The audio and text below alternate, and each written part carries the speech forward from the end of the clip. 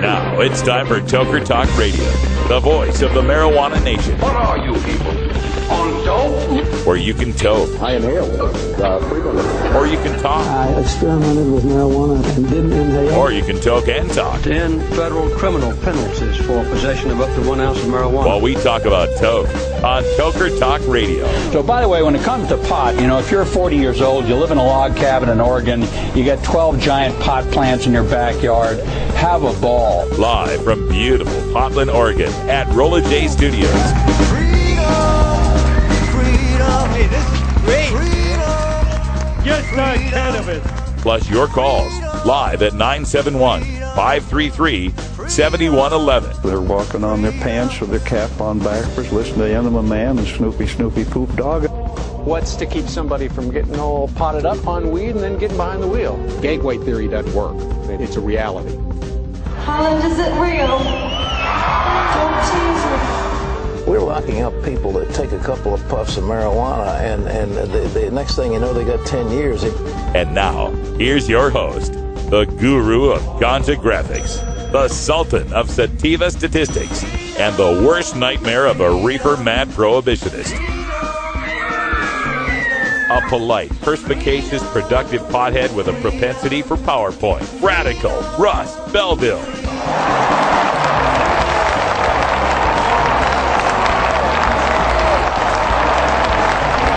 Welcome, everybody.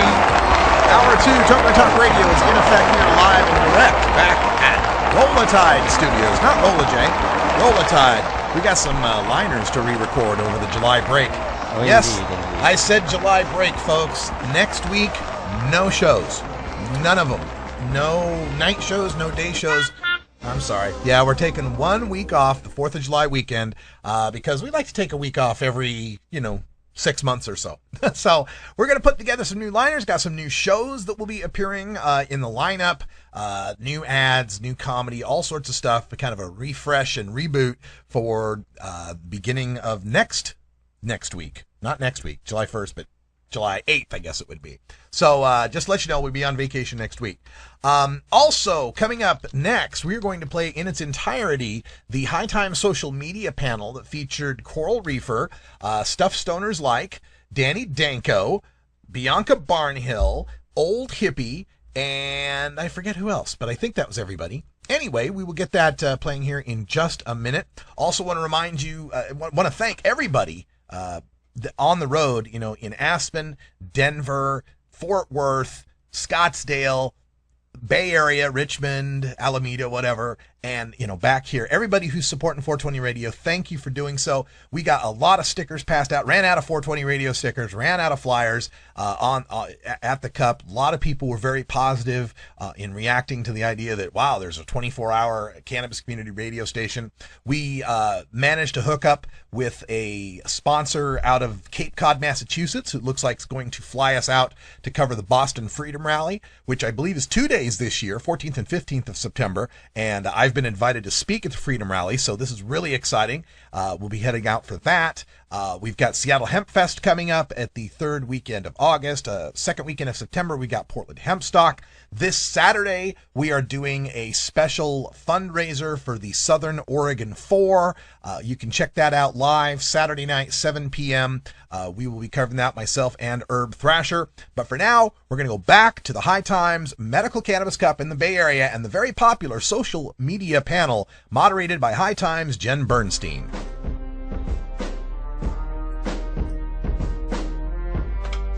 That'll be coming up next, right after this break. Got to play some ads here. And also, congratulations to Oil Slick, who won High Times Best Product for this Cannabis Cup. Our good friends Oil Slick will be boothing with us at the Seattle Hemp Fest, so check that out.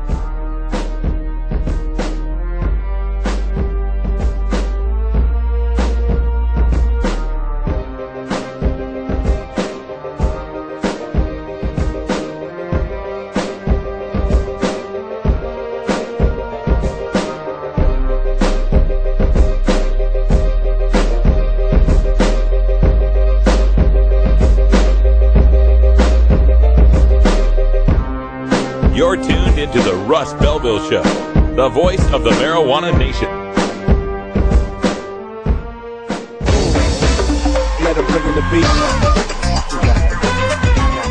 Adam Hand of Handmade Apparel produces quality custom designs for t-shirts, hats, and other apparel. Handmade Apparel is the official design shop for 420 Radio, The Russ Belville Show, Ganja John, and Cascadia Concentrates, among many clients who rely on Adam Hand for everything from short-run custom projects to full-run clothing lines. Adam's meticulous designs are individually crafted and screened in vibrant high-definition color. Visit handmadeapparel.biz to browse the selection of handmade gear or to get a personal quote for your own designs. Handmade Apparel, a proud supporter of 420radio.org.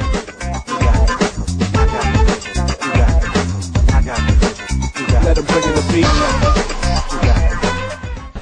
Warm introduction. Thank you, Dan Sky. I am Jen Bernstein. I'm the managing editor of High Times Magazine. It is awesome to be here in the Bay Area. San Francisco rocks, Richmond rocks. Thanks everybody for attending. Usually on these social media panels, you would think that you would want to turn your cell phone off. We say no. Turn it on, jump on Twitter, and today we're using the hashtag HTSocial for High Times Social, and that's how we're going to track today's social media panel. And what that does is it just kind of fine-tunes what we're doing here today. So let's start. We're going to have each of our panelists introduce themselves. First, from Stuff Stoners Light, here's Eric. Thanks for having me. I'm excited to be here. I just wanted to say, to me, social media is just an extension of the internet, which is basically peer-to-peer networking and relationships. And I think the big deal about peer-to-peer networking is that we're all in charge because nobody's in charge. And that's kind of the reason why I started Stuff Stoners Life, was to just put my content out there, put content out there that's relevant to what we're all about. And like Danny Danko would say, just free the weed. So thanks for having me. I'm glad to be here.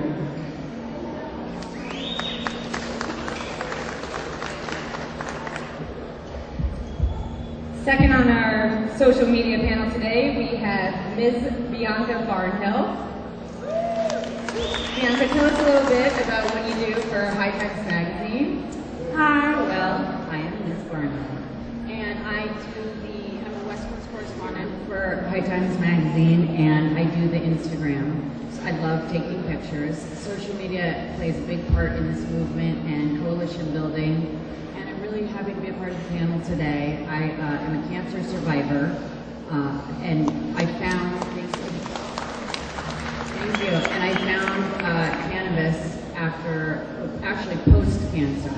And so for me, being on social media and being able to normalize the cannabis consumer is sort of the direction that I go, and I'm happy to be here. Thank you, Bianca. Up next, we have from Reddit, we have Old Hippie.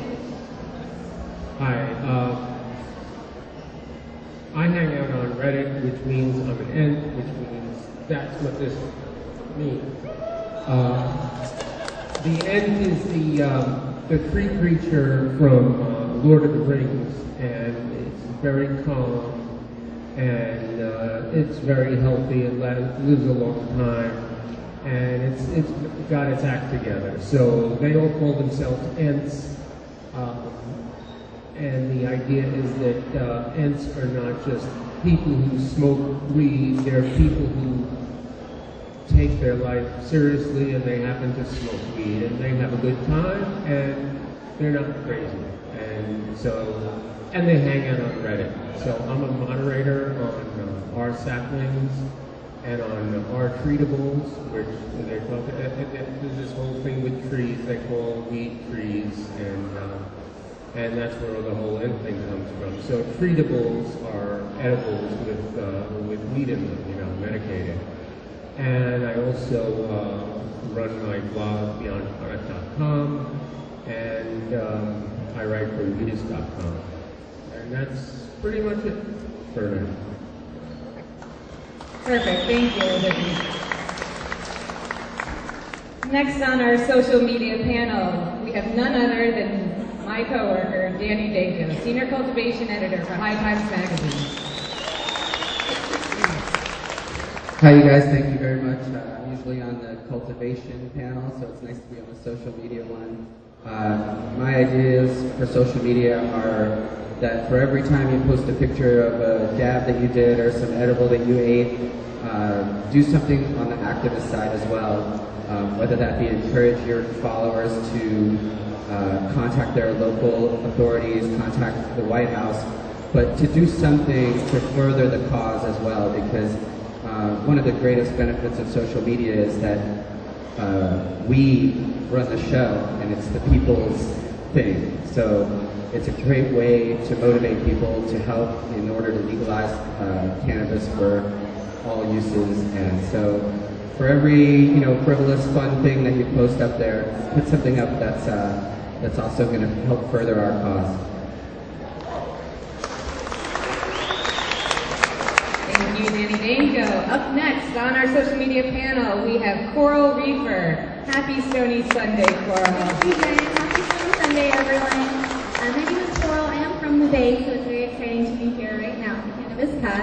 I started my blog a couple of years ago pretty incidentally. I just was posting about what I was doing every day, which often included smoking weed.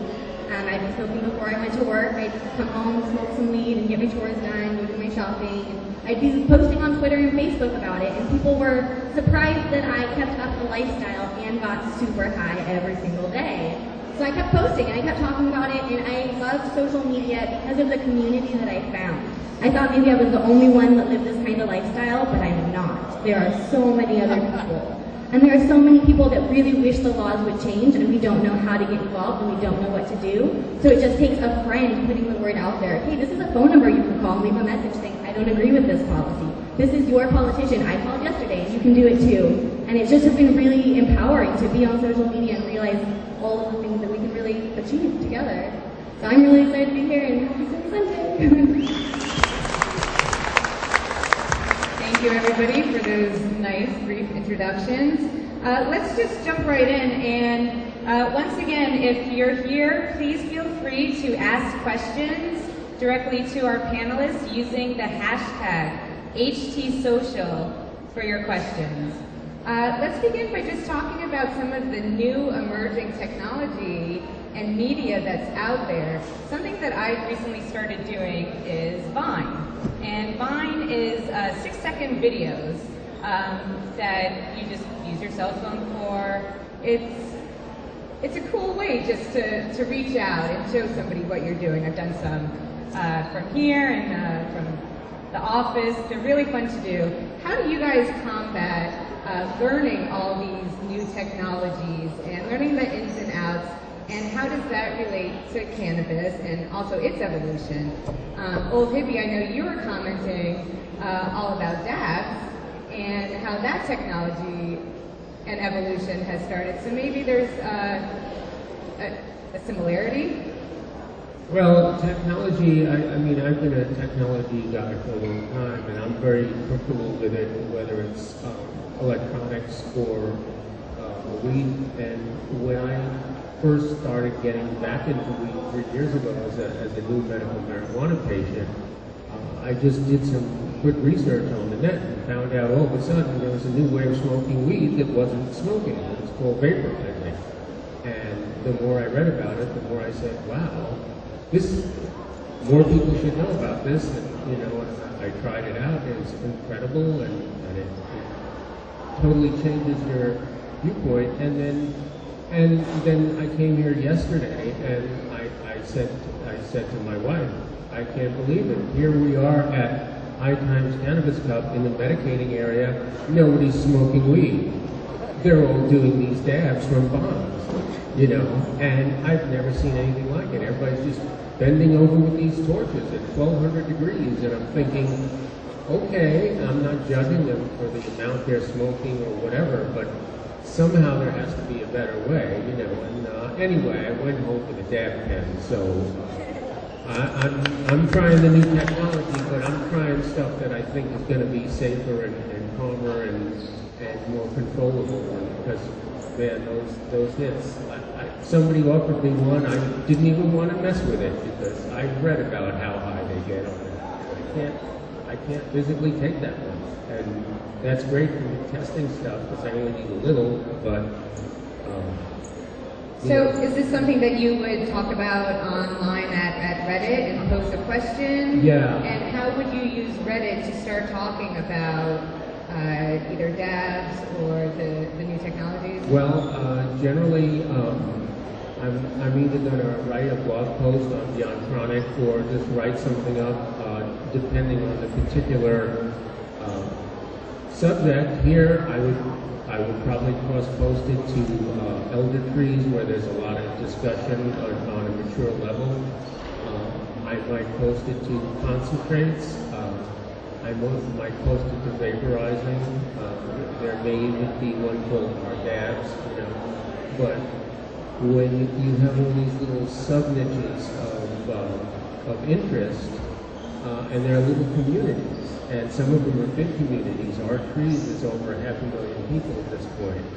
And so you're saying that you're reaching 500,000 people by posting on Reddit about cannabis or new technologies? Yeah, if they like what you see, because on Reddit people vote stuff up or down, and if they vote it down and nobody ever sees it, this doesn't make it to the front page. So it's really, when they say social media, it's literally a democratic media, unlike the New York Times, which prints what it wants. Here, basically, people post all kinds of things, and if enough people like what you've done, they vote it up, and then it shows up on the front page. So yeah. So right now I'm looking at the #1 spot on our trees is First Time in Amsterdam, and it has 1,120 uptokes. That's what we're calling. What is it called? Uptokes. Uptokes. Yeah, instead of an upvote, so it's an uptoke. Here we are, like just a photo of somebody at a coffee shop in Amsterdam. Look at that awesome hot chocolate with, what do they call ice cream? Not ice cream, the whipped cream on top of the chocolate.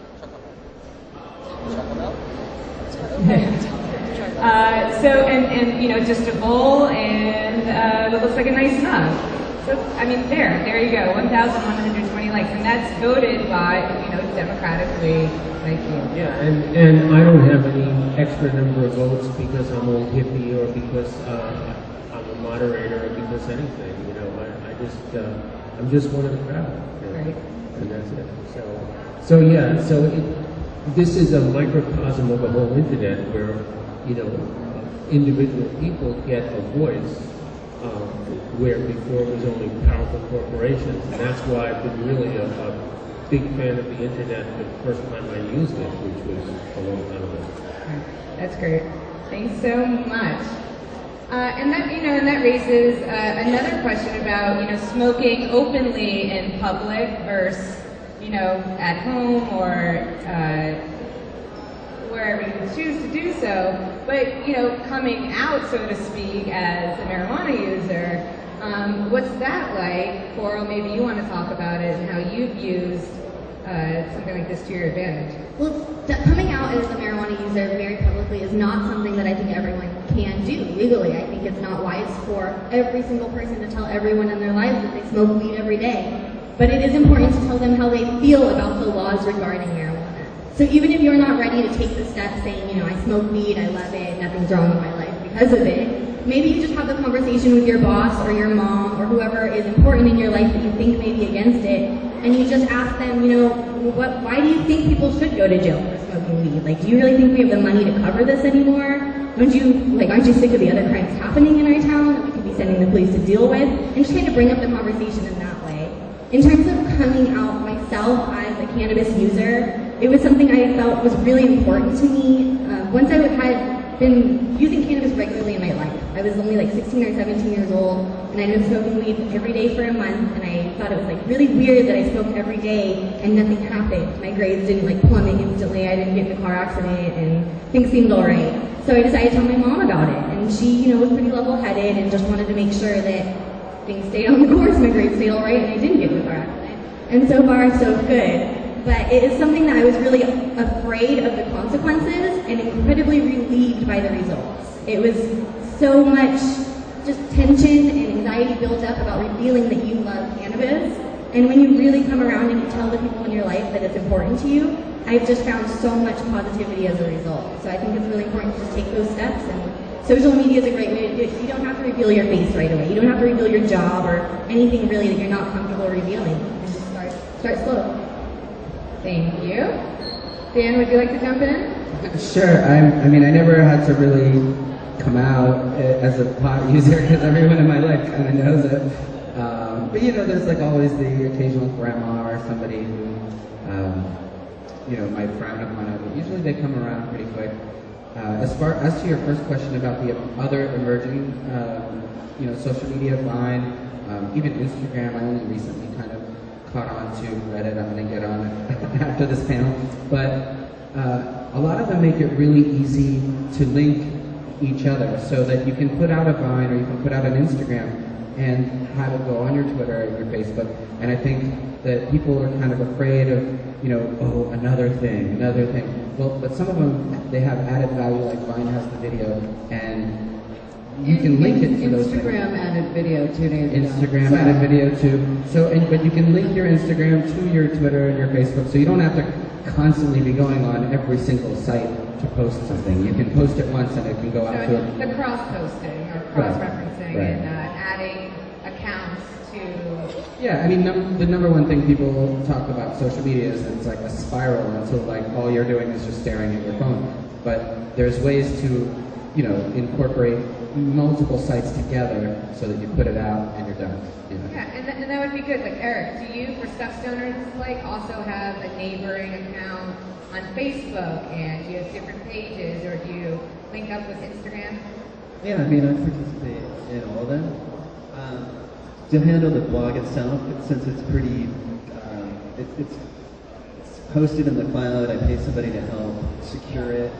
I've been hacked a number of times, but when it comes to the social media, yeah, I participate in all of it.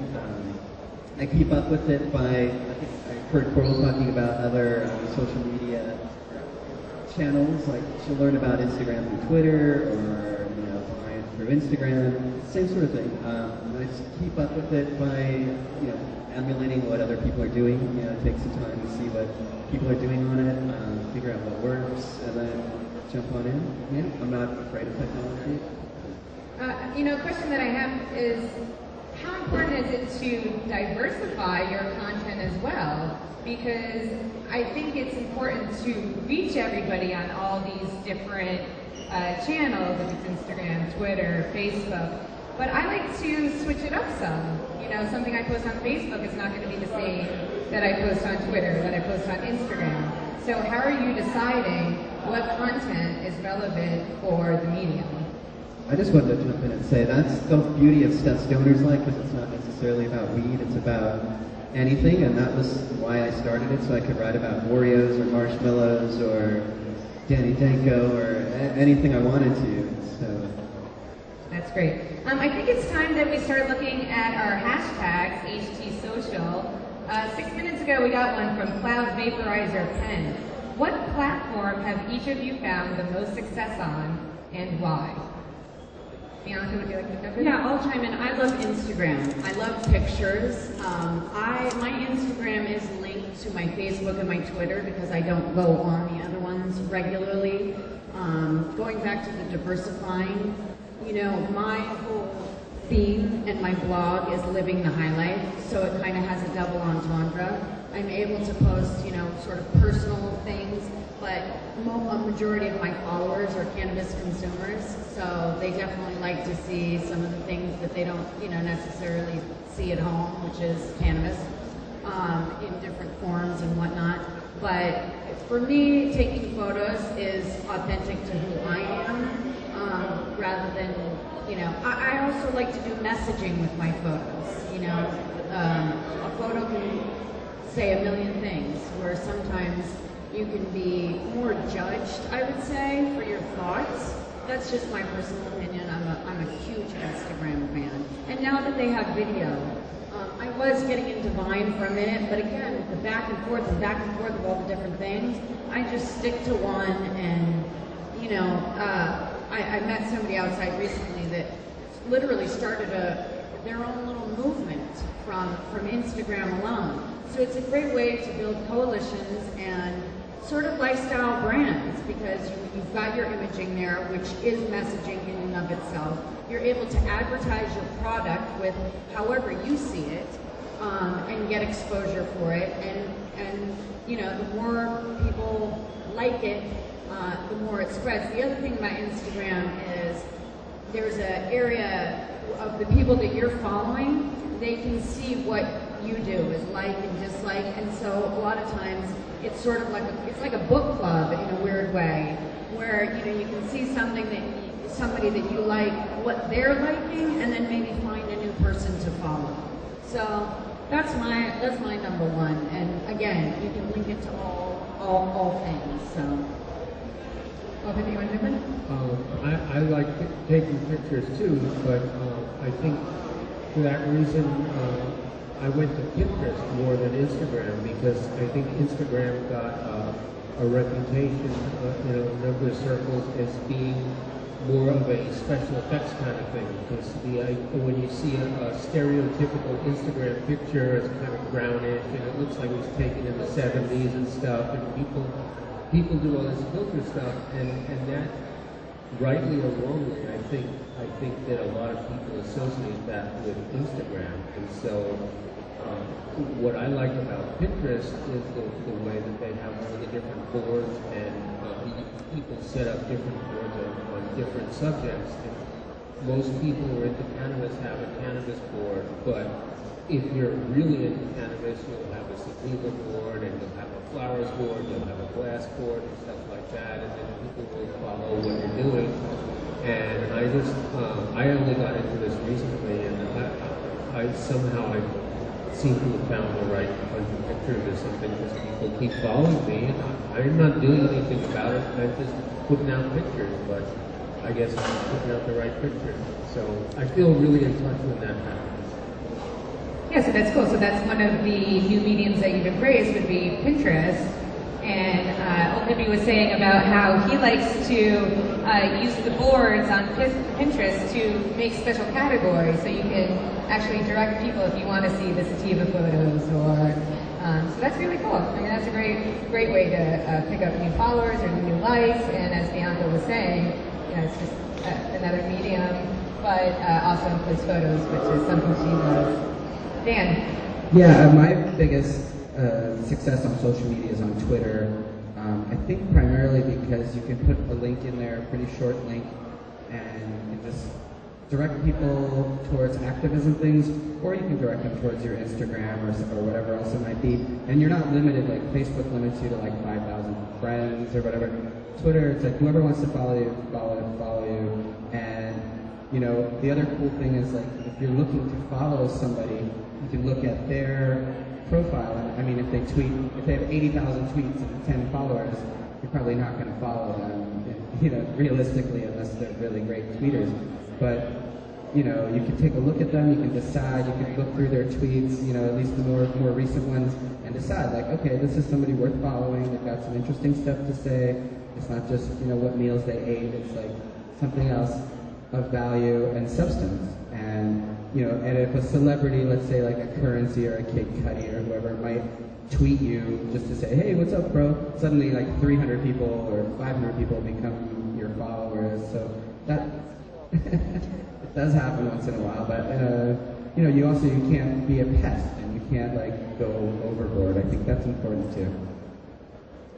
Right, and that's a question that we brought up at another social media panel, was how do you conquer online haters, or how do you feel about having to go out there and put yourself out there only to get bashed? Because as we know, there's a wall, and you can't see who's behind the wall.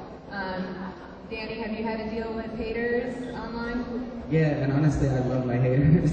I really do.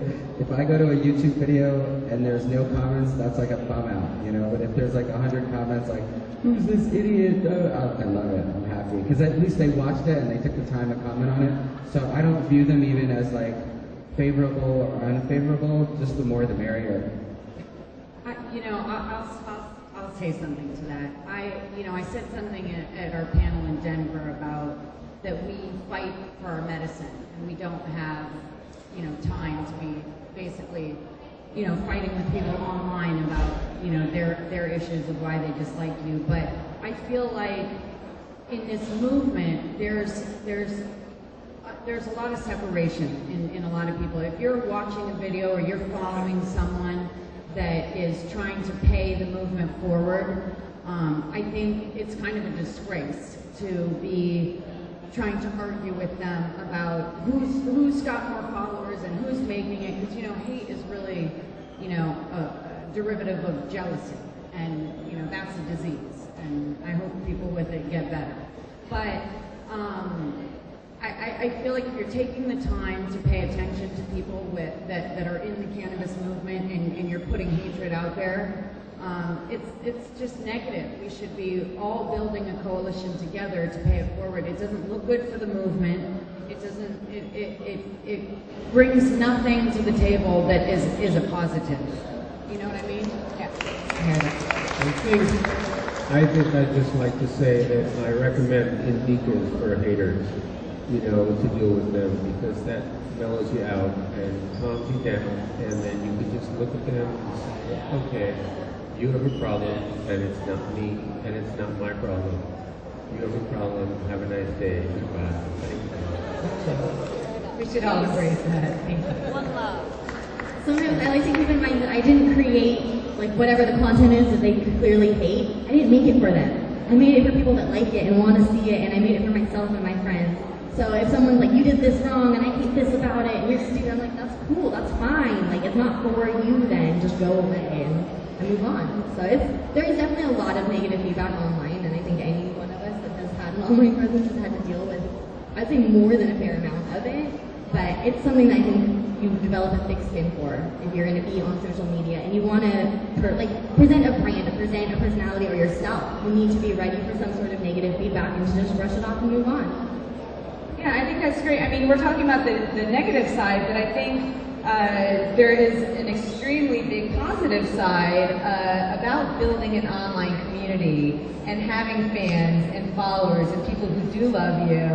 And that raises the good point about, in a way we are building a brand of ourselves and a representation. And what people see online is one thing, and how people know you is another. But I find it interesting when people feel like they really know you, and how much of it is that they really know you, or do they know their representation of you, which I find interesting. Maybe you guys want to talk about what it's been like, building yourself or your brand online. Well, I guess I'll say something to that. Walking around the cup, I've had quite a few people come up to me and be like, I follow you on Instagram, and I think it's so funny because, again, I post, not really personal photos, but not necessarily always activism driven and some family photos and whatnot. So I do put it out there at this point for people to feel like they can get to know me. I personally am working on a campaign for the mainstream media called Spark the Conversation. And I feel like the more people get to know me and trust me, the more opportunity we will have to build and come together and get to know one another, to educate the people that aren't at these events and that we don't see on a regular basis. So anybody who's following me from, Indiana or Oklahoma, they get to see a different lifestyle that they might not, see or have any friends that they're like. So, for me, I just try to stay completely authentic to who I am, and the brand speaks for itself. Some people can't do that. Some people suck. And it's not, it's probably not, they have to put out their best ambassador, like when you meet somebody in the first few months, they have their ambassador that they are, the best of the best that they can be, and a lot of people do that on social media. But I think the inauthenticity doesn't have longevity. So in this movement, I think we're a group of higher conscious people, and we know better, and we can see, beyond the smoke.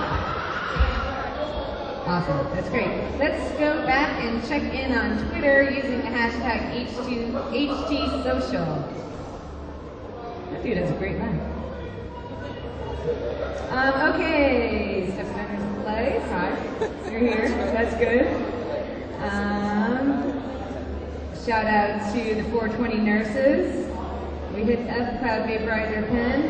Here we go. Let's see. Mr. CBD has a question. What's the biggest dab you've ever taken? Let's just get to the point here. This is my secret shame. I take tiny little baby dabs. Baby dabs. I don't like to have a coughing fit, and I'm not in any contest like with you did anybody. last night for the Ghostface Killer. I like little baby dabs. I get just as high as everybody else, but a little slower.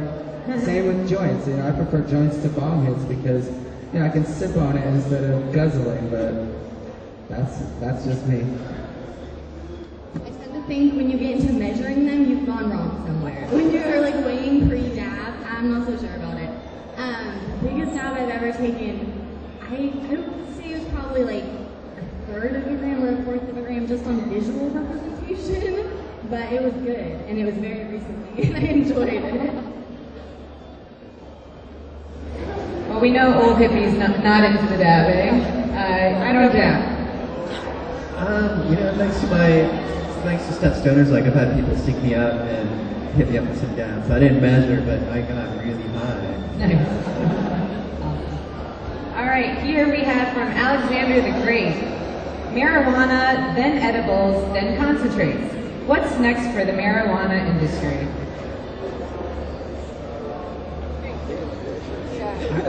I think getting legal is kind of an important thing because, technically we're all criminals on some level and we shouldn't be at all. The idea that medical marijuana isn't mandatory before you start taking opiates and other dangerous drugs. I guess some people have their act together upside down. And the other thing is that I think that the big thing that people are going to start noticing, and it's happened in the last 5 years, big time, is that there's so many people talking about medical marijuana, and I'm not going to put down the whole legalization thing at all, but when people start talking about medical marijuana, and then their relatives start using it, and then they talk to their other relatives, that's one of the biggest things that's changed the perspective in the last 5 years. And I think that has really turned the corner because once you get to be over 50 or 55 or so, everybody just about has some condition with medical marijuana involved. Everybody's in some kind of pain. Everybody has something wrong with them. And so, it's not just for incredibly sick people who are dropping dead from this and this and this disease. Everybody, and people don't realize that it's a good medicine even when it's not getting you high. In fact, sometimes it's even better for that reason. But So sparking the conversation with your relatives, your family. And social media goes right into that because social media is something that eventually filters to everybody.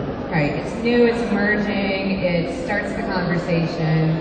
Gets the ball rolling. Yeah. Especially now. I mean, we have the Gallup poll saying that for the first time in history, more than 50% of Americans are for the legalization of marijuana. It's definitely a start in the right direction. Got a ways to go, but it is talking to your family members and being open, and it's really and that's what's so great about building these platforms. Again, normalizing the cannabis consumer, allowing people to see that you can function, that you're entrepreneurial, that you are well grown, that building a brand out of this through social media is what a lot of people are working on, which is amazing. This is the only social movement with $1 billion industry behind it. So we're all on to something. There's nothing negative about that. But being able to have people be your fan that they look up to. I mean, we see a lot of celebrities now with social media not afraid to, post pictures of themselves smoking, where, when I started seeking out interviews for the magazine about 3 or 4 years ago, it was really difficult. People still didn't want to, they had cover girl contracts, or, we're talking about celebrity, or different reasons, and now you have your own media platform to put out whatever you want and be whoever you want to be, and we can't be stopped.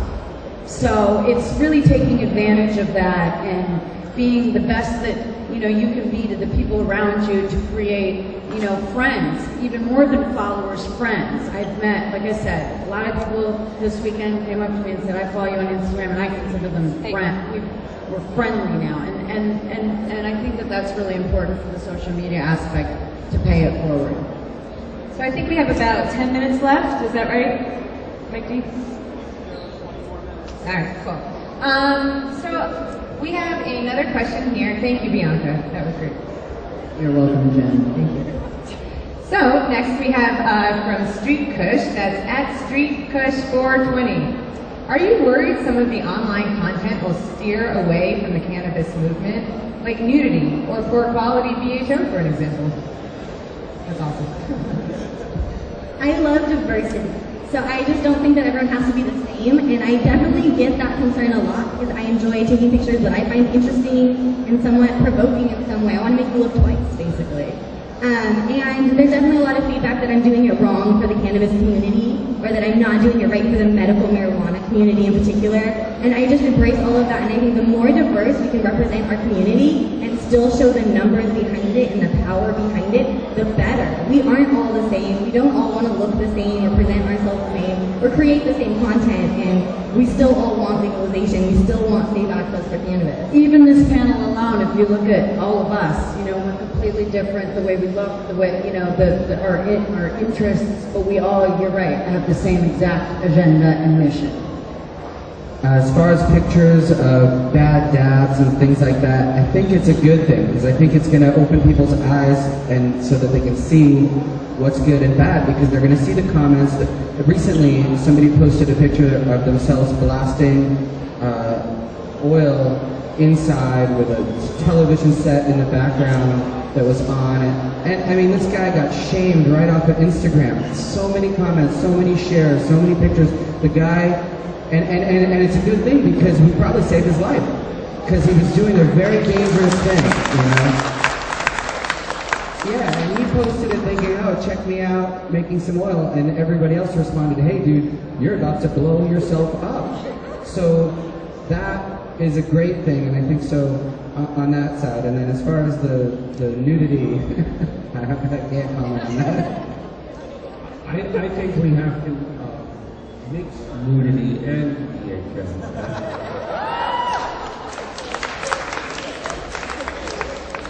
We have to mix nudity and BHO. I'm glad somebody got it on this side of the table. Let's go on. Okay, Carpe Chronic says, who are some of the politicians who are helping support the legalized movement today that we should know about and support more? Jared Polis is one of the best. He's in Colorado.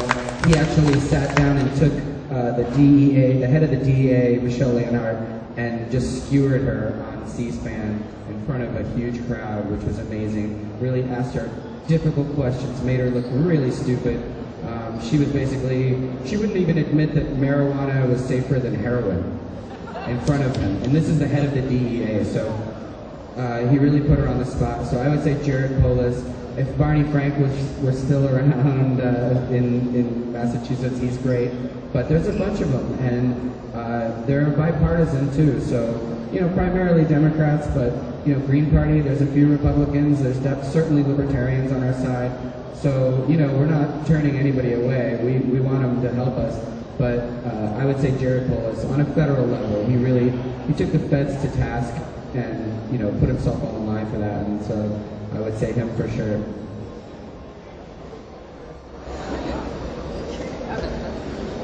Thanks, Dan. Anybody else we should know about in the legalization movement or cannabis movement? Any type of activist who we should be following on Twitter? I'm on the board of directors for Americans for Safe Access. They're a patient advocacy group, and I encourage you to follow them on the social media, Safe Access Now. We're currently running a campaign called Peace for Patients, and we're doing a lot of great messaging. And if you follow them on Instagram, for example, you can copy and paste or screenshot or whatever and repost some of their stuff. They're a great organization run by Steph Shear, the executive director, that really does a lot for patients. And that organization last year did, right before the elections, your local and state officials, they always post things for who are pro legalization. So if you need information on a local, state, or federal level of who is pro legalization, that's a great arena to get it. Safe Access Now. Very cool, thank you guys. Anybody in the audience want to tweet in using HT Social should feel free to bust out your phone and ask a question to our moderators. In the meantime, Eric, tell us what's going on. Well, as you guys were talking about politicians, I was just thinking, you know who's pro-legalization? It's all you guys. And you guys are here because you're here for weed. And it's all of us, it's you guys that are going to make that difference. It's all of us that are going to vote for weed to be legal. And I just want to make sure you guys get the credit. We're here to tell politicians what to do and not the other way around. So, yeah. That's great. I'll add to that, the theory that we are at war. I mean, everyone in this room is a soldier of some sort because we, on a federal level, we are criminals.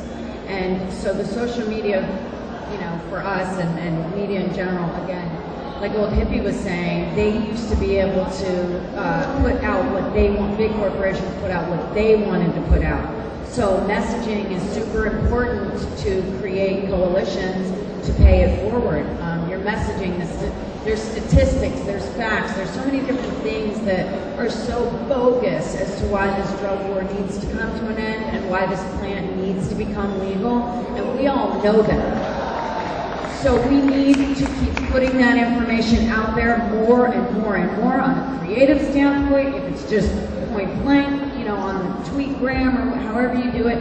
Get the information out there. If you're a business owner, like Cloud Babes that I see sitting, Vaughn from Cloud Babes over there, you're building your brands, make sure that you keep your activism up behind it because you get followers and you have to pay it forward with your messaging. So we have so much information that we know, but convincing everyone that's already here at this event isn't our mission. The mission is for people outside these walls. So let's keep the fight going. On the note that it's a drug war and we're soldiers, not everyone's going to be on the front line. We need people in the offices. We need people building the bombs that we're taking. We need people in all aspects if we're really going to confront a drug war and take it on. So I just think it's really important to wherever you are in the community, whatever you're doing, make it work for cannabis. Find a way to get involved and get active wherever you are and whatever you're doing. Yeah, that brings up a good point about consistency and following up and how often do you post? Do you set a schedule? How far ahead into the future are you looking? And I think keeping up with your followers, your fans, and the community is, should be at the top of our priority list. So do any of you guys keep schedules about tweeting, or do you plan specific days to post content? How important is that to... It was hard for me to pick one day to do a weekly show, because I don't like schedules. I like to post whatever I want, whenever, and then if I forget it, no one else knows. But I did pick one day, just Stony Sundays, the one weekly show, and then everything else I just try to do it when I have time, and I try to make sure that the readers aren't going to at the events that I'm posting about, so I want to make sure they still have a story to follow along, and they can still kind of get involved at home and see the beginning, middle, and end of the whole day. So I don't really think at this time I'm going to post this thing, but I try and keep it in mind throughout the day. Yeah, I don't really have much of a schedule on that as far as that's concerned. Sometimes I retweet other people's tweets, and that's all I'll do for a day. I don't think anybody really has more than 10 or 20 valid like social media things to say per day. So there's certainly, somewhere between 2 or 3 and maybe 10 or 20 that is like kind of average of what you should be putting out there, I think.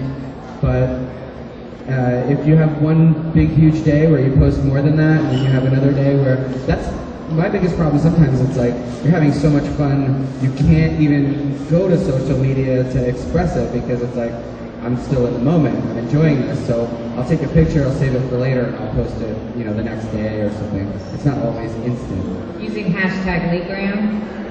Yeah, right, lategrams. Yeah, totally, because the only people who are really appreciating it are people who aren't really even there at that time. So the timeliness is less important. But scheduling is good. Consistency is important.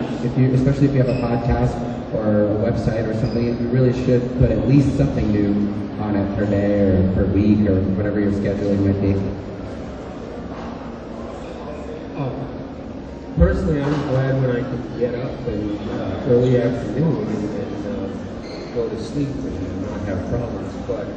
But yeah, I don't go out to post every day. It's just that when I have something to write about on my blog, I usually write about it. And when I don't like to just make up stuff just so that people think I'm making up stuff. Because to me, I think you had this question before also, it fits.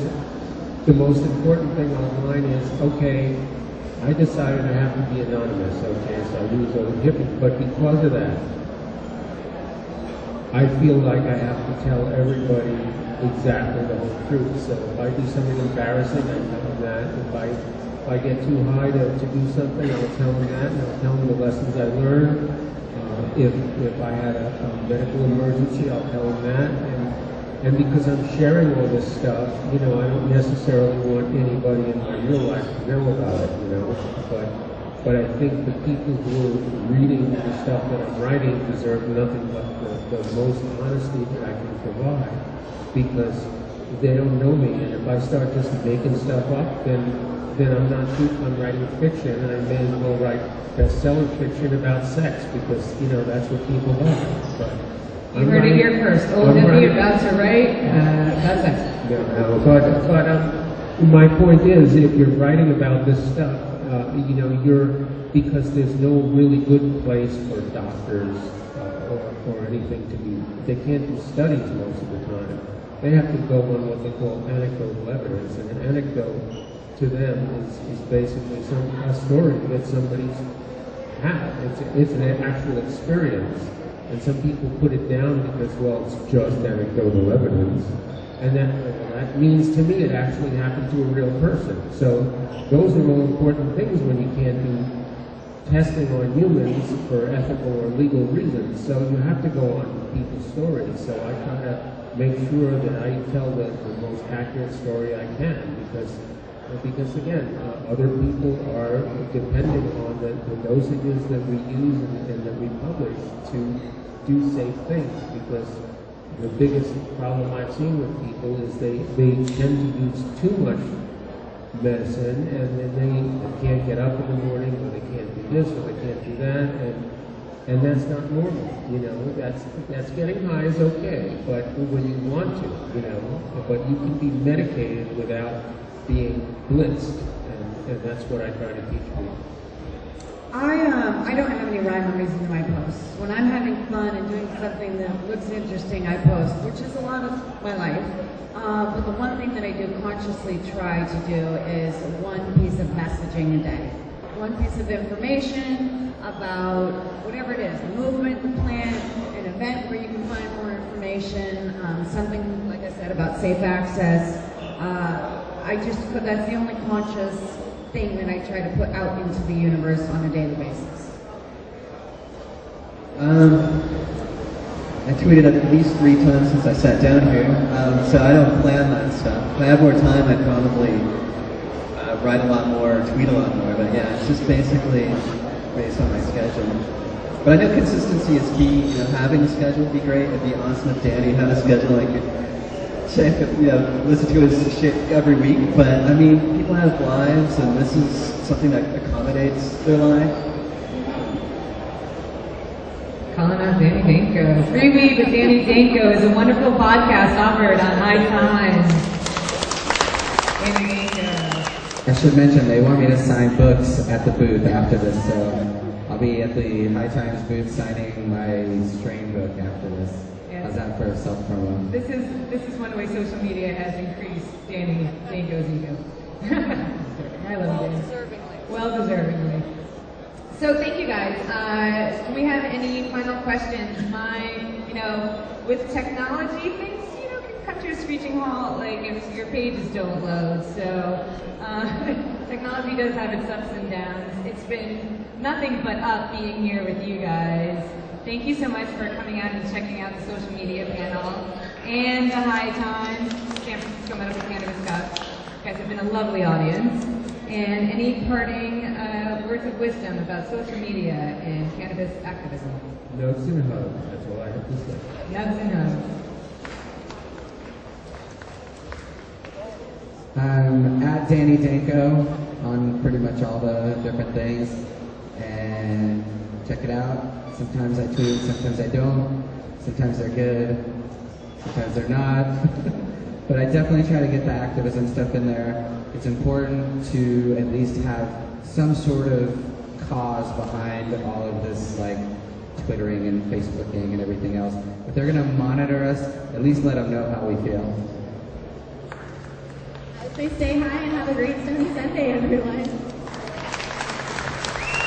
I would say if you have not already gotten into social media and you're about to, finding a name that works for you that is consistent throughout is always the best. If you're, John Doe 963_72, it's much harder to, be able to tag people or have people tag you, because again, that's like the spider web of the web.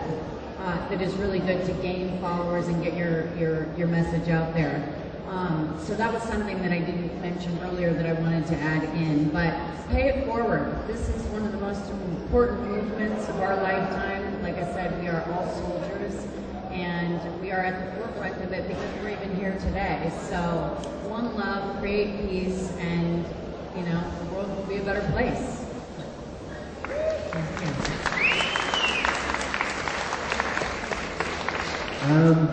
Just check out stuffstonerslike.com. On Twitter, I'm at stoner_stuff. Just thanks for coming here. It's because of all you guys, because of us. We're going to legalize weed nationwide. That's it. Always put your best face forward, stoners. Way to go. We love you. High Times, thank you. And our wonderful panelists. Thanks for coming and enjoying the social media panel. Video from the High Times social media panel at the Medical Cannabis Cup that just took place this weekend in Richmond, California at the Craneway Pavilion. What a great location they've had there. I hope we're back there again next year. Hey, that's all the time we got for Hour 2 on next Toker Talk Radio. Tomorrow we will have the Normal Women's Alliance panel with Kendra Miller. She's moderating that panel, so we'll bring that to you tomorrow. Also, I got video from the Lax Lounge in Tempe, Arizona. We'll show how the patients are kicking it in the land of the sun. Oh my God, it's hot there. That's all the time we got for Hour 2. Thanks for joining us. For Brian the Red, I'm Radical Russ. Coming up next, new Viper Hour from last night live, so check it out, a music version. And we'll talk to you tomorrow. Until next time, take care of each other, Tokers.